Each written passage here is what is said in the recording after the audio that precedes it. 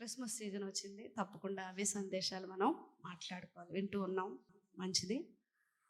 దేవుని బిడ్డలారా, మరి ఈరోజు కూడా క్రిస్మస్లో నుంచే మీకు ఒక సందేశాన్ని ఇవ్వాలని నేను ప్రేరేపించబడిన దాన్నే మీ ముందు నిలబడ్డాను. సాధారణంగా భూమి మీద మ్యూజియంలు ఉంటాయి కదా, తెలుసు కదా మీ అందరికీ. మ్యూజియంలో ఏముంటాయి? పురాతనమైన వస్తువులు ఉంటాయి, ఇంకా అరుదైన ఉంటాయి కదా, రేరుగా దొరికే ఉంటాయి, ఇంకా విలువైనవి కూడా ఉంటాయి. పురాతనమైనవి ఉంటాయి, అరుదైనవి ఉంటాయి, విలువైనవి ఉంటాయి. ఒకవేళ పరలోకంలో మ్యూజియం ఉంది అనుకుందాం, ఉంది అనుకోండి. ఆ మ్యూజియంలో ఏముంటాయో తెలుసా? ఏముంటాయి అనుకున్నారు? భూమి మీద ఎవరు పట్టించుకోలేనివి, ఎవరికి అక్కర్లేనివి, ఒక రకంగా చెప్పాలి అంటే హీనమైనవి అక్కడ ఉంటాయి. దేవునికి స్తోత్రం. కొన్ని మనం మాట్లాడుకుంటే మోషే చేతిలో ఉన్న కర్ర, దావీదు చేతిలో ఉన్న గులకరాళ్ళు, సంసోను చేతిలో ఉన్న పచ్చి గాడిద ఎముక, చిన్న బాలుడి చేతిలో ఉన్న 5 యవల రొట్టెలు 2 చిన్న చేపలు, వీటినే కదా ప్రభు వాడుకున్నారు. వీటిని వాడుకొని గొప్ప కార్యాలైనా చేశారు. దేవుని గొప్పతనం ఏంటంటే అల్పమైన వాటిని వాడుకొని గొప్ప కార్యాలయం చేస్తారు. దేవునికి స్తోత్రం. అలాగే ఆయన మరణించినప్పుడు ఆయన వాడుకున్న సిలువ కూడా చాలా హీనమైన, మరణకరమైన శిక్షకు వాడే హీనమైన సిలువ, దాన్ని కూడా వాడుకున్నారు. ఆయన పుట్టుకలో మనం చూసినట్లయితే, ఆయన జీవిత విధానం అంతా మనం చూస్తే, ఆయన మనస్సు అంతా బైబిల్లో మనకు అలా ప్రస్ఫుటంగా కనిపిస్తూ ఉంది. ఆయన పుట్టుకలో కూడా మనం చూస్తూ ఉంటే దేవుడు వాడుకునేవన్నీ చాలా స్వల్పమైనవి, అల్పమైనవిగా మనకి కనిపిస్తాం. ఆయన్ని కన్న గర్భము ఒక పేదరాలు గర్భం. ఆయన జన్మించినప్పుడు పరుండబెట్టింది ఒక పశువుల తొట్టె. పశువుల తొట్టె. ఎంత లేనోళ్ళైనా సరే పశువుల తొట్టెలో ఎవరైనా పిల్లోడిని వేసుకుంటారండి? ఇవన్నీ ఎందుకో మనం తర్వాత తెలుసుకుందాం. అలాగే ఆయన జన్మించడానికి కూడా పట్టణాలను ఎంచుకోలేదు. ఆయన దేన్ని ఎంచుకున్నారు అంటే ఒక పల్లెటూరుని ఎంచుకున్నారు. దేవునికి స్తోత్రం. దీని అంతటిని బట్టి దేవుడు మనకి చాలా విషయాలు చెప్పాలని ఆశపడుతున్నాడు. దేవుడు ఎందుకంత దీనుడైపోయాడో, ఆ దీనత్వం ద్వారా మనకేం చెప్పాలనుకుంటున్నాడో మనం ఆలోచన చేద్దాం. చదవబడిన మీకా గ్రంథం 5వ అధ్యాయం 2వ వచనంలో ఒక మాట ఉంది. బెత్లెహేమా, నువ్వు యోధా ప్రధానులలో స్వల్ప గ్రామమైనను కూడా ఇశ్రాయేలీయులను ఏలబోవాడు నీలో నుండి వస్తాడు. కాబట్టి యోధా బెత్లెహేము అనేది చాలా స్వల్ప గ్రామం. ఆ గ్రామ చరిత్రలోనికి మనం వెళ్ళినట్లయితే, ఎందుకు ఇన్ని గొప్ప పట్టణాలు ఉంటుండగా దేవుడు ఆ చిన్న పల్లెటూరుని చూశాడు? అందులో నుంచి ఎందుకు రావాలనుకుంటున్నాడు అంటే, దేవుని యొక్క సంకల్పంలో ప్రతి చిన్న విషయం కూడా చాలా ప్రాముఖ్యమైనది. ఏదో ఊరకొరకనే మనం అనుకోవడానికి లేదు. ప్రతిదీ ఆయన పరలోకమందు దేన్ని సంకల్పిస్తే భూమి మీద అదే జరుగుతాయి. కాబట్టి ఈ బెత్లెహేమునే దేవుడు ఎందుకు ఎన్నుకున్నాడు అని మనం ఆలోచన చేస్తే, మొదటిగా ఈ బెత్లెహేము యొక్క చరిత్రను మీకు చెప్తాను. 3 విషయాలు బెత్లెహేం నుంచి ప్రభువు రావడానికి ప్రధాన కారణాలు. ఒకటి ఏంటి అంటే, దేవుడు వాగ్దానం చేశాడు దావీదుకి. ఏమని? నీ వంశంలో నుంచి లోకాన్ని పరిపాలించే రాజు రాబోతున్నాడు, అతని రాజ్యము స్థిరపరచబడతాడు. మొదటిగా దావీదు పట్టణం కాబట్టి ఆ ఊర్లో నుంచి రక్షకుడు రావాలి కాబట్టి అక్కడ జన్మించాడు. రెండవది మనం చూసినట్లయితే దేవుని బిడ్డలారా, అది ఒక చరిత్ర కలిగిన ఊరుగా కనిపిస్తాం. ఆ చరిత్ర అంతా మనం చూసినట్లయితే, దేవుడు ఆ యొక్క చరిత్రను యోధా బెత్లెహేంను ఎన్నుకోకముందే కొన్ని వేల సంవత్సరాల గురించి దాని గూర్చిన చరిత్ర బైబిల్లో ఆయన రాయించారు. అందులో మనం చూసినట్లయితే, మొదటిగా అబ్రహాముకి దేవుడు కనాన్ని ఇస్తానని వాగ్దానం చేశాడు కదా. కనాన్ని ఇవ్వకముందు ఆ కనాను దేశంలో 7 జాతుల వాళ్ళు నివాసం చేసేవారు. కాబట్టి యూదా బెత్లెహేము మొదట ఎవరి హయాంలో ఉంది అంటే అబ్రహాము వెళ్ళక ముందు అది కనానీయుల స్వాధీనంలో ఉంది. ఆ కనానీయుల స్వాధీనంలో ఉన్న ఆ యూదా బెత్లెహేము, లేకపోతే బెత్లెహేం ఎఫ్రతా అనే ఊరు లహ్మో అనే ఒక దేవతను ఆరాధించే ఒక స్థలముగా ఉండేదంట. లహము అనే ఒక దేవతను ఆరాధించేవారు. తర్వాత కాలంలో లహమ్మ అనే ఒక ఆలయాన్ని ఆ దేవత కొరకు ఆ ప్రాంతంలో కట్టారంట, లహమ్మ. తదుపరి కాలంలో అది మన ఇజ్రాయేలీల చేతికి వచ్చినప్పుడు దాన్ని హీబ్రూ పదంలో ఏమని మార్చారంటే లెహెం అని మార్చారు, లెహెం. అయితే ఈ లెహెం గురించి మనం ఆలోచించే ముందు, అంతకుముందు యాకోబు బేతెల్ నుంచి బయలుదేరి ఈ యొక్క కనానుకు వచ్చే ఆ మార్గ మధ్యంలో తన భార్య అయిన రాహేలు మరి కుమారుడికి ప్రసవం ఇస్తూ ఆ మార్గ మధ్యలో ఎఫ్రాతా దగ్గర ఏమవుతుంది అంటే చనిపోతుంది. మనకు ఆదికాండంలో తెలుసు కదా, చనిపోతుంది. కాబట్టి ఈయన ఎక్కడి నుంచి వస్తున్నాడు? బేతేలు నుంచి ఈ కనానుకు వచ్చే ఆ యొక్క మార్గ మధ్యంలో ఎఫ్రాతా దగ్గర ఆమె చనిపోతుంది. కాబట్టి ఈ ప్రాంతం తర్వాత ఎలా మార్చబడిందంటే బేతెల్ ప్లస్ లెహెం ఏమైంది? బెత్లెహేం. దేవునికి స్తోత్రం కలుగును గాక. ఆ రకంగా దీని చరిత్ర మనకి కనిపిస్తుంది. ఈ మాట మనకి ఆదికాండంలో అలా ఉంది. తర్వాత యెహోషువ గ్రంథం 19వ అధ్యాయంలో బెత్లెహేంగా మనకి స్పష్టంగా దేవుడు రాయించాడు. తర్వాత రెండవ సమూయేలు గ్రంథం 23వ అధ్యాయంలో కనిపిస్తూ ఉంటుంది. రూతు గ్రంథం 4వ అధ్యాయం 2వ అధ్యాయంలో కూడా కనిపిస్తుంది. మత్తయి సువార్త 2వ అధ్యాయంలో కూడా ఈ పేరు మనకి కనిపిస్తూ ఉంది. కాబట్టి ప్రభు పుట్టక ముందే బెత్లెహేంకు ఒక చరిత్ర అంటూ ఉంది. ఈ చరిత్రలో భక్తిపరులు కూడా అక్కడ నివాసం చేశారు. దావీదు వాళ్ళ ఊరే ఊరు అంటే బెత్లెహేం. రాహేలు చనిపోయింది ఏంటంటే ఈ ఎఫ్రతా బెత్లెహేంకు దగ్గరలో బెత్లెహేం ఎఫ్రతా మార్గంలో చనిపోయింది. ఆమె చనిపోయిన ప్లేస్గా, తర్వాత రూతు అలాగే బోయాజులు నివాసం చేసిన స్థలముగా మనకి కనిపిస్తూ ఉంటుంది. తర్వాత మన ప్రియరక్షకుడైన యేసుక్రీస్తు వారు జన్మ తీసుకున్న స్థలం అదే మనకి కనిపిస్తుంది. ఈ చరిత్ర అంతా బెత్లెహేం గురించి కనిపిస్తుంది. దేవుని బిడ్డలారా, ఏదేమైనా కూడా యేసు ప్రభు వారు ఆ ప్లేస్లో ఎందుకు జన్మించారు అనడానికి ఈ చారిత్రక ఆధారాలు అక్కడి నుంచి వస్తానన్నారు. కాబట్టి యూదా ప్రజలను, ఇశ్రాయేలీని ఏలుబడి చేసేవాడు అక్కడి నుంచి వస్తానన్న మాట ప్రకారము బెత్లెహేంలో ఆయన జన్మించారు. మొదటిగా ఏం చెప్పుకున్నాము అంటే ఆయన యూదులను పరిపాలించే రాజుగా అక్కడి నుంచి రావాలి. రెండోది, దాన్ని చరిత్ర కలిగిన ప్రాంతం కాబట్టి అందులో నుంచి దేవుడు ఈ రకమైన చరిత్ర కాబట్టి వచ్చాడు. మూడవది, అది మంచి మార్కెట్ ప్లేస్ అట. ఏ ప్లేస్ అండి? Market place. అయితే అక్కడ ఎక్కువగా లోకల్ ప్రొడక్ట్స్ దొరుకుతాయి. ఏవైతే కనాన్లో పండే పంటలు లేకపోతే అక్కడున్న వస్తువులు ఎక్కువగా ఉన్నాయో అవన్నీ దొరుకుతూ ఉంటాయి. బెత్లెహేం అనగానే మనకు అర్థం ఏమొస్తుంది అంటే రొట్టెల గృహం అని అర్థం వస్తుంది. రొట్టెల గృహం. ఎందుకు ఆ పేరు వచ్చింది అని అంటే దేవుని బిడ్డలారా, ఈ బెత్లెహేంలో ఎక్కువగా గోధుమలు అలాగే ఈ యొక్క బార్లీ బాగా పండుతుందట. అంతేకాదు ఒలీవ చెట్లు చాలా ఎక్కువ. మేము వెళ్ళినప్పుడు చూసాం, చాలా ఆలివ్ ఆయిల్ అక్కడ ప్రొడక్షన్ అనేది జరుగుతూ ఉంటుంది. ఒలీవ చెట్లు ఎక్కువ, అలాగే ద్రాక్ష తోటలు కూడా ఎక్కువ.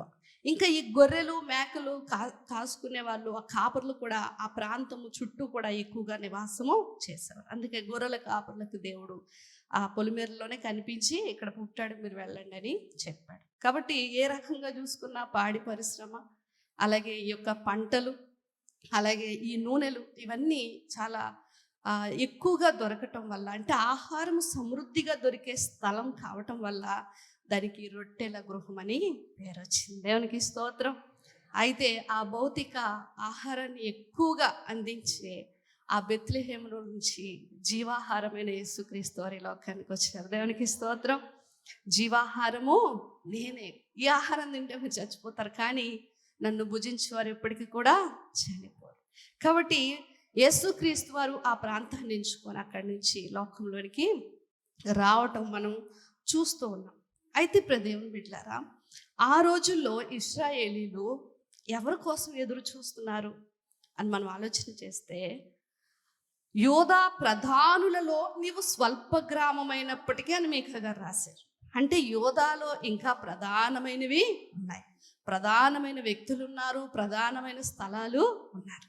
వీటన్నిటినీ పక్కన పెట్టి దేవుడు అంటే బెత్లెహేంలో ఆహారం అయితే దొరుకుతుంది, కానీ అది ఒక పల్లెటూరు, ఒక సాధారణమైన ఊరు. అంత పెద్ద పేరు ప్రఖ్యాతులు ఉన్న ఊరైతే ఏమాత్రమో కాదండి. అందులో నుంచి ఎందుకు వచ్చారు అని మనం ఆలోచన చేస్తే, ఆ రోజుల్లో ఇశ్రాయేలీలు అందరూ కూడా యేసుక్రీస్తు వారిని రాకని వారు ఎలా ఆశించారు అంటే, ఆయన రాజుగా రావాలనుకున్నాడు. దేవునికి స్తోత్రం. రాజుగా అంటే దావీదు పరిపాలన చేశాడు కదా 3000 సంవత్సరాల నుంచి. తర్వాత నుంచి రాజులు పరిపాలన చేస్తూ వచ్చారు ఇశ్రాయేలీలు.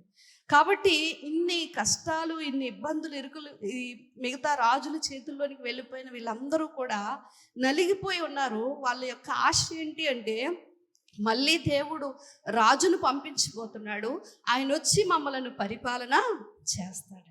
దేవుని బిడ్డలారా, వాళ్ళు రాజును కోరుకుంటే దేవుడు రక్షకుడిని పంపించాడు. దేవునికి స్తోత్రం. రాజును కోరుకుంటే ఎవరిని పంపించాడండి? రాజులు మనకు అవసరమా అంటే అవసరమే కొంత మట్టుకు, కానీ రాజుల పరిపాలనలో మనం ఏం సుఖంగా ఉండిపోతున్నామా? రాజుల పరిపాలన ఏమన్నా మనుషులకు మనశ్శాంతిని ఇస్తా ఉందా? రాజుల పరిపాలన ఏమైనా భూలోకాన్ని అంత ఆ శాంతి సమాధానాలతో కాపాడుతుందా అంటే ఏమాత్రమూ లేదు. అవన్నీ ఎవరిలో దొరుకుతాయంటే రక్షకునిలో మనకి దొరుకుతాయి. విచిత్రం ఏంటి అంటే, నిజంగా యేసుక్రీస్తు వారు రాజే, రెండవ రాకల్లో ఆయన రాజుగా వస్తారు. దానికి స్తోత్రం. కానీ యూదులు ఏం చేశారంటే, మొదటి రాకల్లోనే ఏం ఎక్స్పెక్ట్ చేశారు? రాజు కావాలని ఎక్స్పెక్ట్ చేశారు. కాబట్టి వీళ్ళు భౌతిక విమోచనాన్ని ఆశించారు, దేవుడేమో ఆత్మీయ విమోచనాన్ని ఇవ్వడానికి వచ్చాడు. మనిషి అంతేనండి, చాలా ఇరుకుగా ఆలోచిస్తాం. మనం ఆలోచించేవి, ఆశించేవి చాలా చిన్నవిగా ఉంటాయి, దేవుడు చేసేవి చాలా గొప్పగా ఉంటాయి. దేవునికి స్తోత్రం. దేవునికి భవిష్యత్తు తెలుసు, మనుషులకి క్షేమమైనది ఏంటో తెలుసు, మనుషులకి ఏది ఇస్తే వాళ్ళకి లాభకరమో తెలుసు. కాబట్టి వాళ్ళు చాలా సంకుచితమైన మైండ్ సెట్లో ఉన్నారు, రాజు రావాలి మళ్ళీ మమ్మల్ని పరిపాలించాలని. కానీ రక్షకుడిని దేవుడు పంపించి వారికి విమోచన ఇవ్వడానికి దేవుడు ఇష్టపడ్డాడు. దురదృష్టం, వాళ్ళెవరు చాలా వరకు అంగీకరించలేదు ఆ రక్షణ సువార్త మన వరకు వచ్చింది. కాబట్టి మరియ కూడా ఒక పాట పాడుతుంది.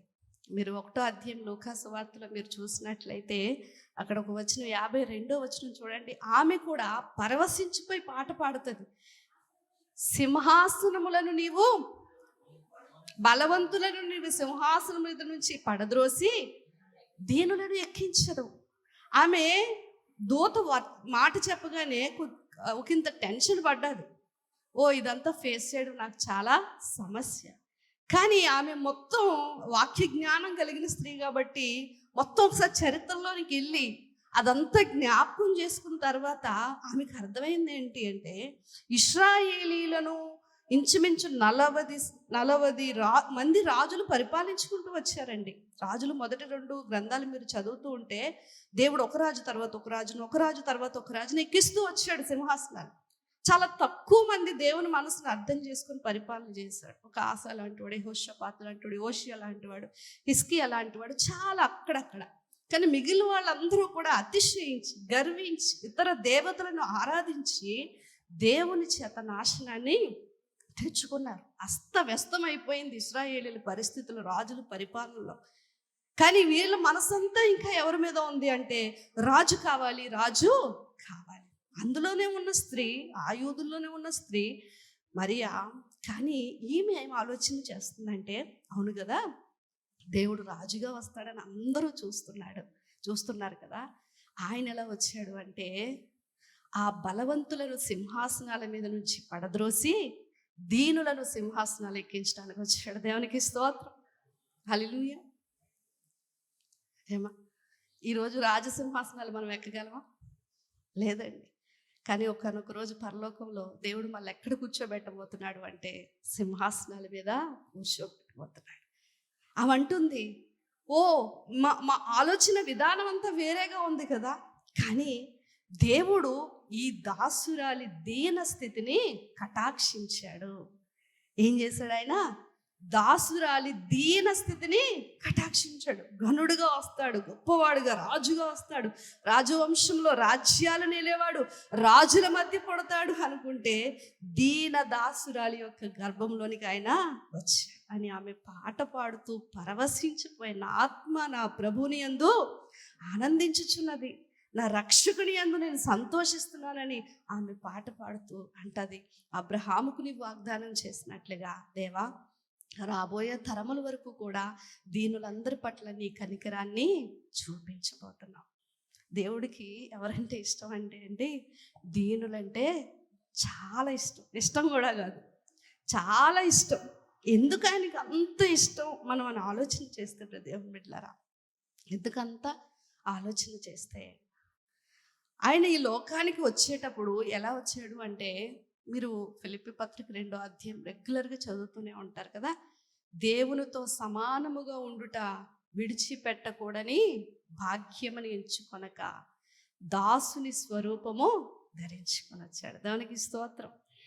ఆ రోజుల్లో యేసుక్రీస్తు వారు పుట్టినప్పుడు కూడా ఈ సీజర్ అగస్టిస్ అనేవాడు మొదటిసారి ప్రజాసంఖ్యను చేశాడు. అంతవరకు ప్రజాసంఖ్య లేదు. అప్పుడే ఎందుకు ప్రజాసంఖ్యను ప్రారంభించాడంటే చాలా కారణాలు ఉన్నాయి. అందులో ఒక కారణం ఏంటి అంటే, నా రాజ్యం ఎంత గొప్పది, నేను ఇంతమందిని పరిపాలన చేస్తున్నాను, ఇన్ని ప్రాంతాలు నా స్వాధీనంలో ఉన్నాయి అని చెప్పుకోవడానికి లెక్క వేశాడు. ఒకసారి దావీదు కూడా అలాగే కదా వేస్తాడు. దేవుడు లెక్కించొద్దు అంటే దావీదు ఏం చేస్తాడు, లెక్క చూస్తాడు. అప్పుడు దేవునికి చాలా కోపం వస్తుంది. ఎందుకంటే మనుషులు వారి సొంత శక్తిని ఆధారం చేసుకున్నప్పుడు దేవుడు కోపగిస్తాడు. ఈ చక్రవర్తి, ఈ సీజర్ అనే చక్రవర్తి తన గొప్పతనం కోసం లెక్కలు వేసుకుంటున్నాడు. తన రాజ్య విస్తరణ చూసి అతిశయించడానికి లెక్క వేసుకుంటున్నాడు. లోకాలను ఏలే రారాజు ఆ యొక్క బెత్లెహేంలో జన్మించాడు. దేవునికి స్తోత్రం. తర్వాత ఆ బెత్లెహేము తర్వాత మరి కాన్స్టంటైనోబుల్ చక్రవర్తిని ప్రభువు దర్శించిన తర్వాత అతను ప్రభువుని నమ్ముకుంటాడు. తన తల్లి హెలెన్ కూడా చాలా భక్తి కలిగిన స్త్రీ అని నేను విన్నాను.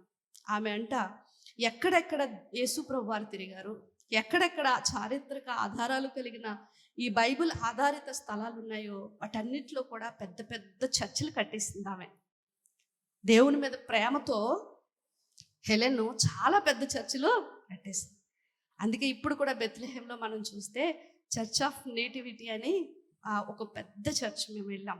అక్కడ దేవుని బిడ్డలారా, ఇప్పటికీ అక్కడ ప్రభు పుట్టిన ఆ చిన్న స్థలంలో ఒక పెద్ద చర్చ్ కట్టింది. అది ఆమె హృదయంలో వెలసిన ప్రేమ అనుకుందాం.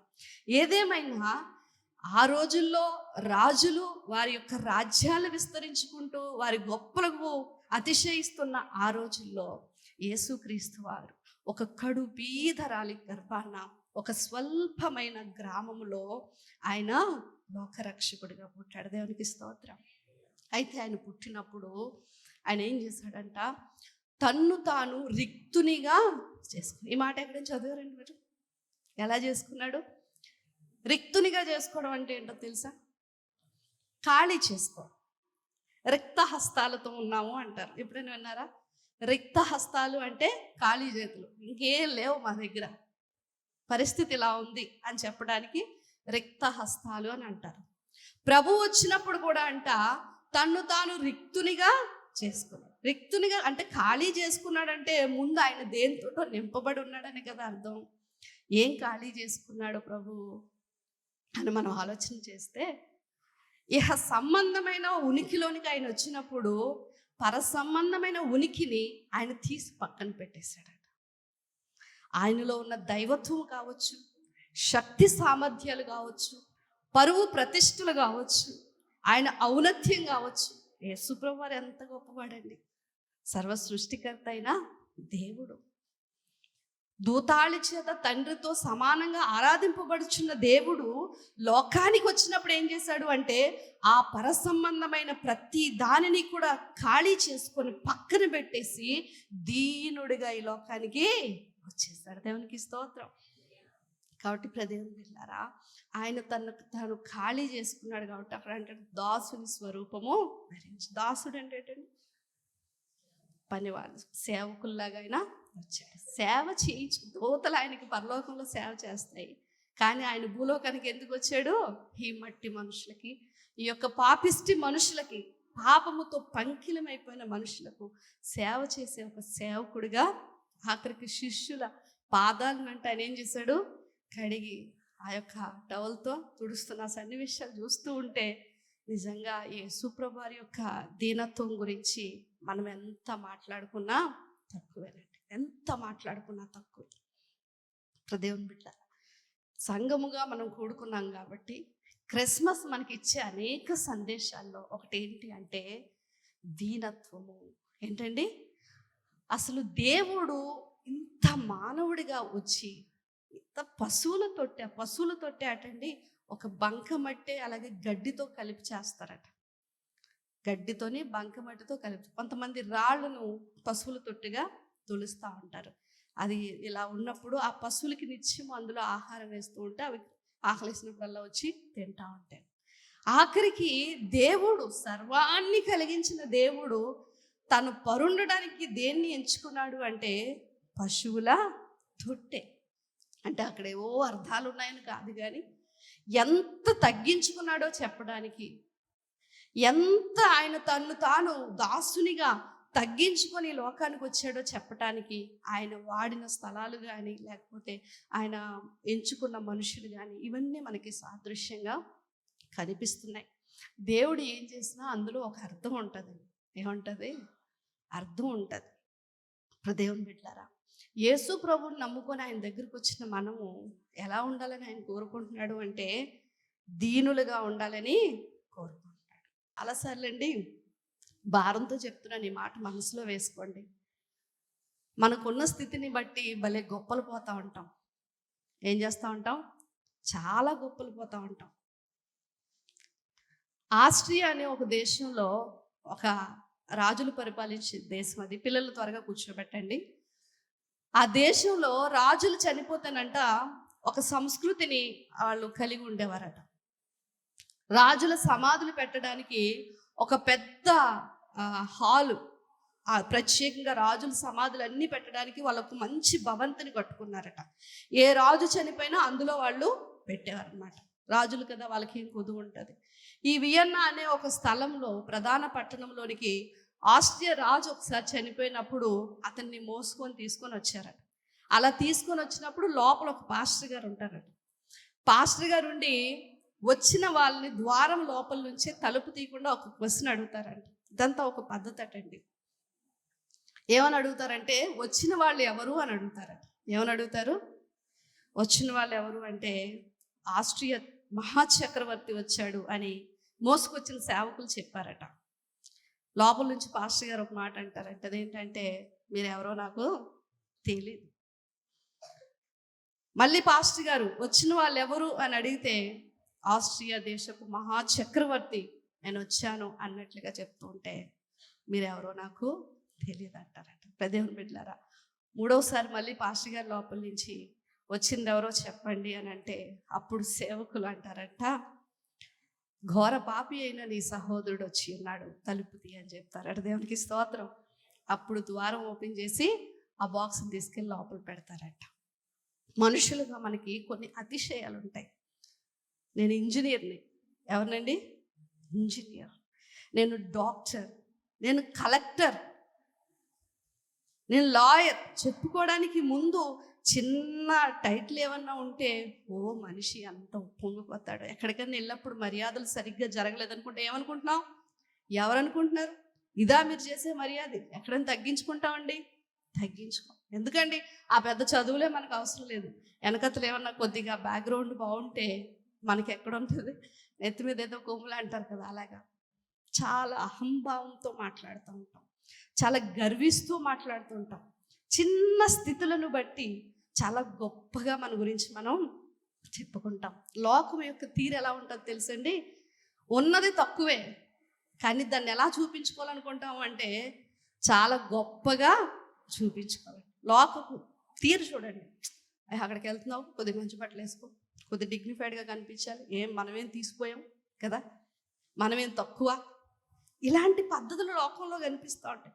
అందుకే వాక్యం అంటది, లోకంలో ఉన్నదంతా శరీరాశ, నేత్రాశ, జీవపడంబం, డంబం డంబం డంబం కావాలి. మనకి అతిశయింపు కావాలి, గొప్ప కావాలి, హెచ్చింపు కావాలి, పీఠాలు కావాలి, పొగడ్తులు కావాలి.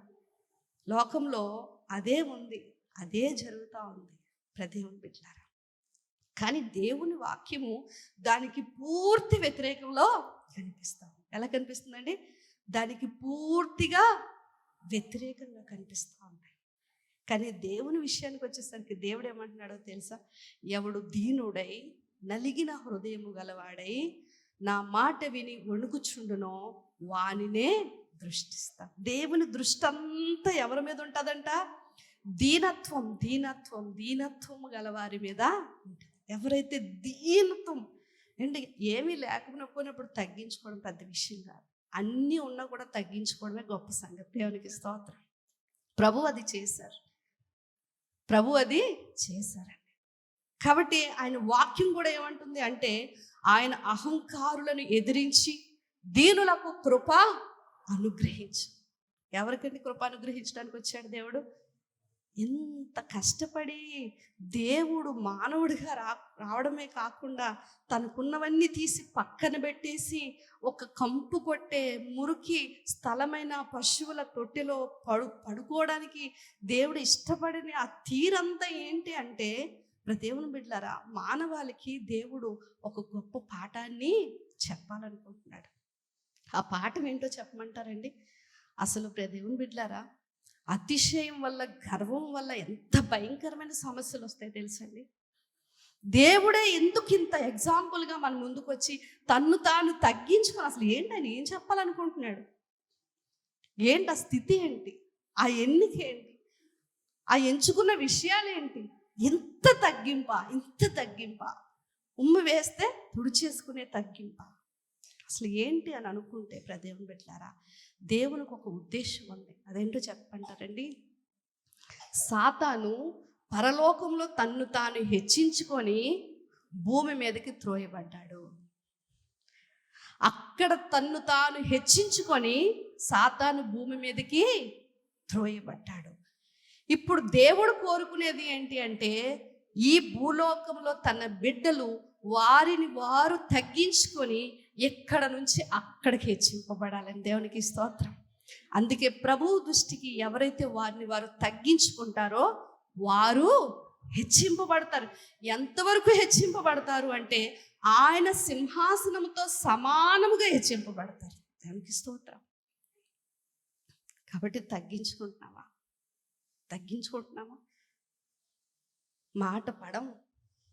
మాట పడేది లేదు. వెంటనే రేజ్ అయిపోయి నన్ను అంటావా? మాట పడేది లేదు. ఆడంబరాలు ఈరోజు క్రైస్తవుల్లో చూడండి, నాకు ఎవరిని దూషించడం దేశించడం ఇష్టం ఉండదండి. కానీ కొన్ని విషయాలు చూస్తూ ఉంటే చాలా బాధ అనిపిస్తూ ఉంటుంది.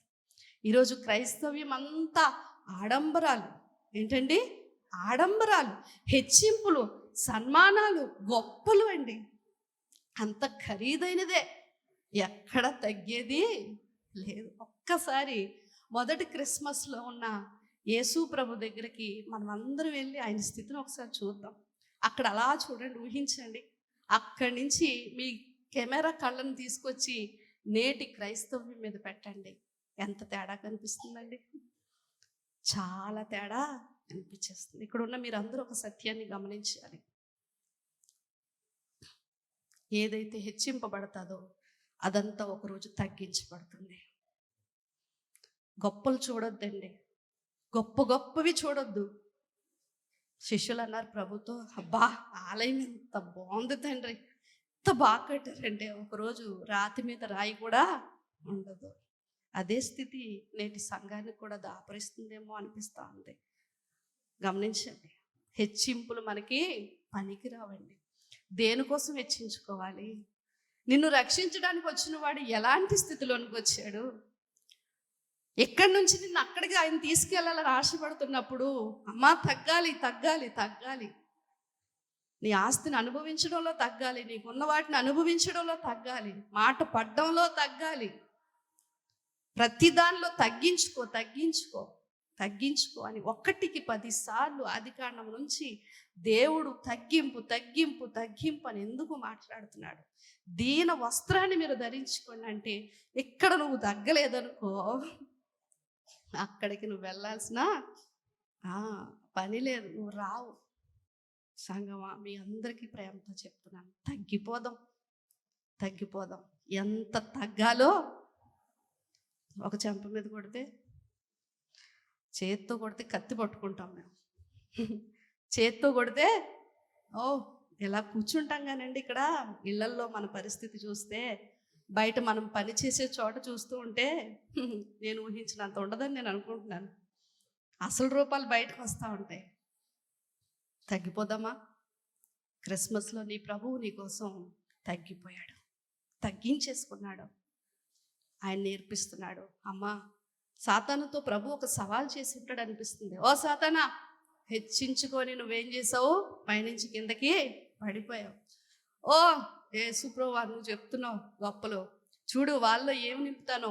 హెచ్చించుకోండి, హెచ్చించుకోండి, గర్వించండి. నీకేం తక్కువ? నువ్వెందుకు తగ్గాలి? నువ్వు ఎలాంటి వాడివో తెలుసా? నువ్వు ఎంత చదివావు? నీకు వెనకతలు ఎంత ఉంది? మాట పడతావా? రెచ్చగొడతాను వాళ్ళంటే, నువ్వు ఎంత రెచ్చగొట్టినా నా పరిస్థితి చూసి నా బిడ్డలందరూ నా తగ్గింపులోనికి వచ్చేస్తారు. దేవునికి స్తోత్రం.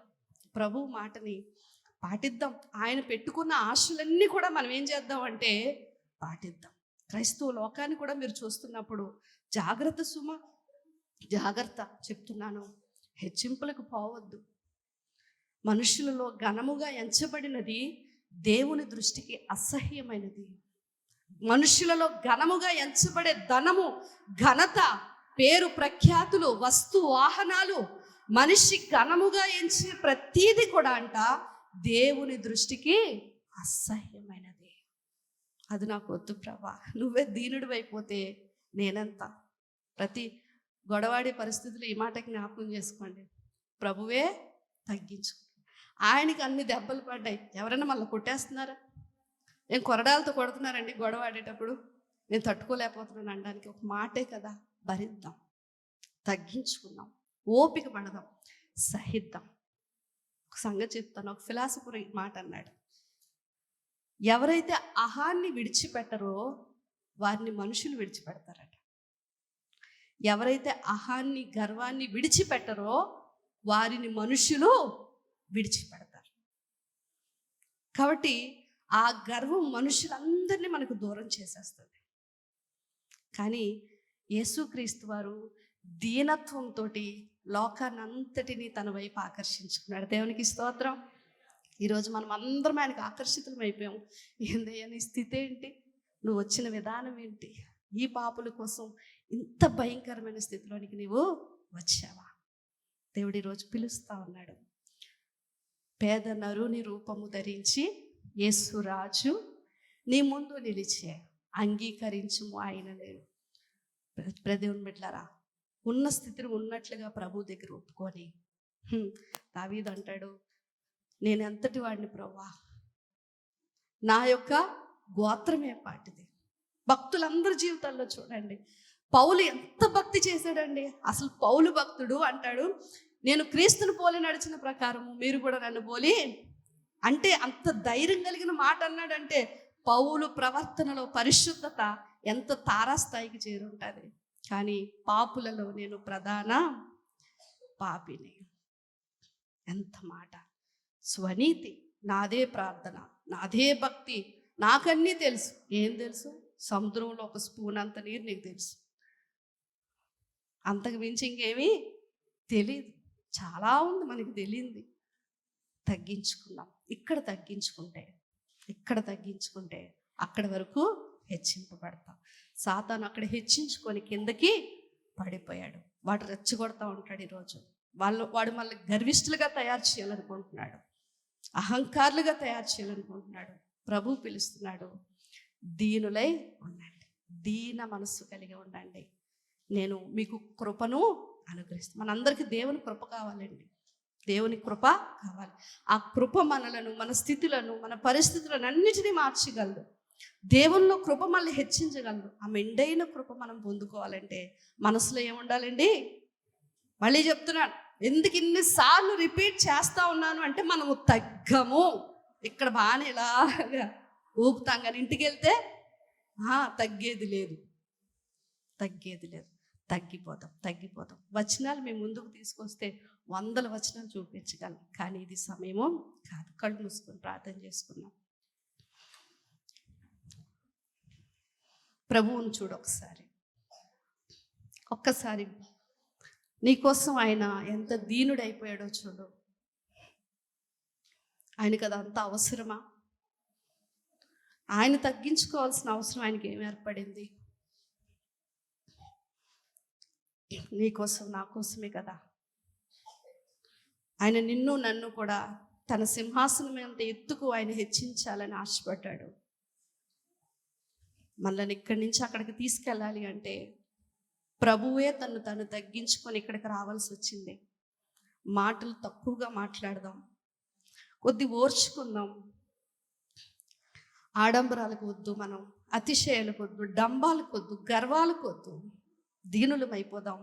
ప్రియ సహోదరి సహోదరుడా, ఆయన కృప విస్తారంగా నీకు ఇస్తానంటున్నాడు. విస్తారంగా ఇస్తానంటున్నాడు. ఈ మాటను నీ జీవిత కాలం అంతా కూడా నువ్వు మర్చిపోకూడదని నేను ఆశపడుతున్నాను. ప్రభు ముఖంలోనికి చూడు. నేను ఎంతటి వాడిని ప్రభా, నా స్థితి ఏంటి? లోకంలో చాలామంది గొప్పవాళ్ళు ఉన్నారు. ఆ బెత్లెహేమును ఎంచుకున్నట్లుగా ఈ దీన పాపిని ఎంచుకున్నావు. ఈరోజు ప్రతి నోట క్రిస్మస్ సీజన్లో బెత్లెహేం బెత్లెహేం బెత్లెహేం ప్రభా. ఆనాడు తండ్రి ఎవరూ పట్టించుకొని ప్రాంతాన్ని ఈరోజు మారుమ్రోగేలా చేస్తావు. నిజమే, నీవు నిన్ను తగ్గించుకొని అన్ని నామముల కంటే పైనామము కలిగిన వాడు అయ్యావు.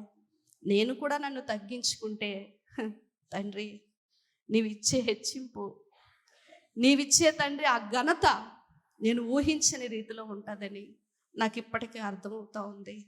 నాకు ఆ తగ్గింపు మనసు ఇవ్వు తండ్రి. మాట పడినా కూడా ఓర్చుకునే మనసుని ఇవ్వండి. ఈ లోకాన్ని అనుభవించడంలో తగ్గింపు నేర్చుకోవడానికి సహాయించి నా స్థితిని అందరికీ చూపించుకోవాలని ఉప్పొంగే మనసుని తీసివేయండి. నన్ను తగ్గించే ప్రభువా, నీ ఆత్మకు అప్పగించుకుంటున్నాను.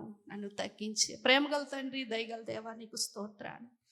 మానవ శరీరము తండ్రి అతిశయించే శరీరము తండ్రి. నాయన ఈ లోకము అతిశయించే గర్వించే లోకం. ఈ పరిస్థితుల మధ్య దీనుడుగా నువ్వు ఈ లోకానికి వచ్చి ఇదిగో ఉండగలవు, నేనున్నాను అని నాకు చూపించడానికి తండ్రి నీ స్థితిని తగ్గించుకున్నావు. ఏ విషయంలో నన్ను ఇంకా గర్విస్తున్నానేమో, అతిశయిస్తున్నానేమో, ఈరోజు అది సిలువ వేయబడ్డానికి సహాయం చేయండి. ఇక్కడే నా మనసు సంపూర్ణంగా మార్చబడాలి తండ్రి, ఇక్కడే మార్చబడాలి నాయన. ఎందుకంటే నేను నీ దగ్గరికి రావాలనుకుంటున్నాను. ఎట్టి పరిస్థితుల్లో కూడా నాయన ప్రభా, నేను నిన్ను విడిచిపెట్టుకోవడం నాకు ఇష్టం లేదు తండ్రి. నాకు సహాయం చేయదేవా, సహాయం చేయి. ప్రార్థన చేద్దాం.